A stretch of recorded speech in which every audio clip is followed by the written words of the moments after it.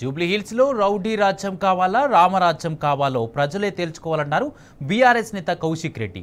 Rowdy sheeter అయినటువంటి నవీన్ యాదవ్ కు ఓటిస్తే మీరు బయట తిరగగలుగుతారా అంటూ ప్రశ్నించారు. కాంగ్రెస్ ని గెలిపిస్తే హైదరాబాద్ వచ్చి మీ ఇల్లు కూలగొడతారన్నారు.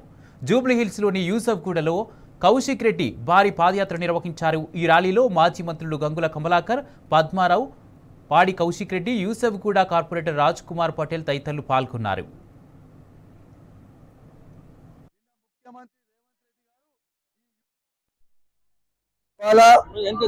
జూబ్లీహిల్స్ నియోజకవర్గంలో ఏడికి పైనా కూడా ఏ గడప దొక్కినా కూడా ఇలా కేసీఆర్ గారు బలపరిచిన గోపీనాథ్, సునీత గారు భారీ మెజారిటీతో గెలవబోతా ఉన్నారు.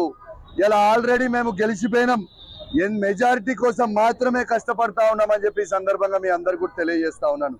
నిన్న ముఖ్యమంత్రి రేవంత్ రెడ్డి గారు ఈ యూసుఫ్గూడ డివిజన్కి వస్తే కేసీఆర్ గారు 12 కోట్ల రూపాయలతో శాంక్షన్ చేసిన నాలా గురించి మాట్లాడతాడని ప్రజలు అనుకున్నారు.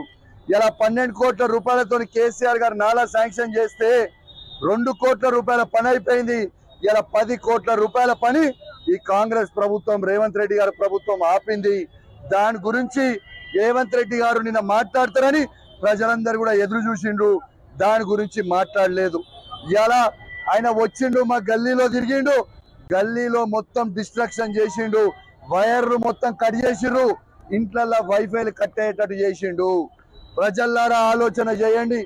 ఇలా పొరపాటున రేవంత్ రెడ్డి గారిని బలపరిచిన క్యాండిడేట్ కి మీరు ఓట్ చేస్తే రేపు మీ గుండె మీద చేసుకొని ఆలోచన చేయండి. ఇలా మీ ఆడబిడ్డలు వెంగళరావు నగర్ పార్క్ కి ఈ రౌడీ రాజ్యంలో వాకింగ్ కి రాగలుగుతారా? లేకపోతే కృష్ణాకాంత్ పార్క్ కి మీ ఆడబిడ్డలు వాకింగ్ కి రాగలుగుతారా?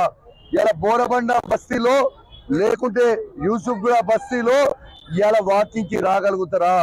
మీ అందరు కూడా జూబ్లీహిల్స్ నియోజకవర్గ ప్రజలు ఆలోచన చేయాలి.